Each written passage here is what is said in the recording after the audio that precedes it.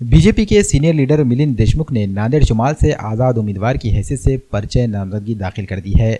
नामजदगी दाखिल करने के बाद मीडिया से बात करते हुए मिलिंद देशमुख ने कहा कि बीजेपी में रहते हुए 10 सालों से समाज की भलाई के लिए काम करने के बावजूद पार्टी ने इनकी कोई कद्र नहीं की, लेकिन कारकुनों के इसरार की वजह से मिलिंद देशमुख ने नांदेड़ शुमाल से आज़ाद उम्मीदवार की हैसियत से इलेक्शन लड़ने का फैसला लिया है।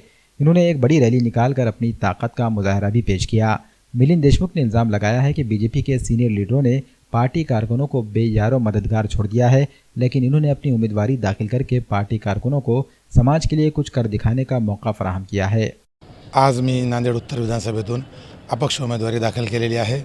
माझे मित्र माझ्यासोबत संघटनेत ज्या पक्षात जिथं काम केलेलं आहे ते सरकारी सर्व आणि ज्या भागाचं मी माझी पत्नी लोकप्रतिनिधी आहे त्या भागातील जनता या सर्वांच्या आग्रहास्तव मी आज नांदेड उत्तर विधानसभेतून उमेदवारी अर्ज दाखल केलेला आहे।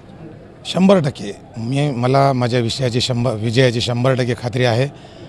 मी येणाऱ्या 23 तारखेला नांदेड उत्तर विधानसभेचा अपक्ष आमदार असेल। वरिष्ठ मी ज्या पक्षात आतापर्यंत काम केलं, मी 2017ला शिवसेना सोडली। मला कळते तेव्हापासून मी शिवसेनेत होतो।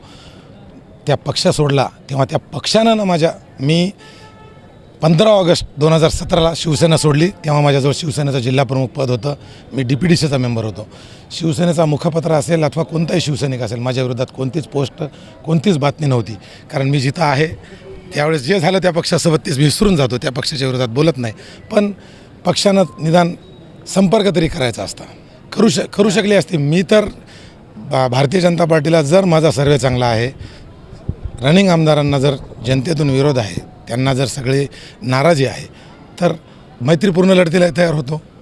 भारतीय जनता पार्टीच्या सिम्बॉलवर लढायला तयार होतो आणि मी ज्या नेत्यांपर्यंत पोहोचू शकत होतो त्या नेत्यापर्यंत पोहोचून मी ॲडजस्टमेंटमध्ये जशा सर्व महाराष्ट्रात ॲडजस्टमेंट व्हायल्यात, मी धनुष्यबाणावरही लढायला तयार होतो।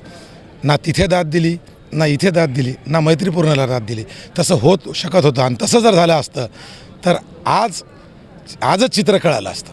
नांदेड उत्तरचं चित्र आजच कळालं असतं तर तसा मैत्रीपूर्ण लढतीचा मलाही बी फॉर्म दिला असता। तर मी नांदेड उत्तरमधून मागील 10 वर्षापासून माझा संघर्ष, माझ्या सहकार्याचा संघर्ष, मी ज्या संघटनेत ज्या पक्षात काम केलं त्या पक्षातील माझ्या सर्व संघटनेतल्या सहकार्याच्या संघर्षाच्या जोरावर आमची सर्व मित्रमंडळांची 4 दिवसापूर्वी सौभद्र मंगल कार्यालयात एक बैठक झाली। त्या बैठकीत माझ्या सर्व मित्रांनी सहकाऱ्यांनी मला विनंती वजा आदेश दिला की आपल्याला अपक्ष उमेदवारी दाखल करायचीच आहे आणि आपल्याला विजयी पण व्हायचं आहे। सगळ्या मित्रांच्या, कार्यकर्त्यांच्या, नातेवाईकांच्या सगळ्यांच्या आग्रहास्तव मी आज नांदेड उत्तरमध्ये अपक्ष उमेदवारी अर्ज दाखल करतो।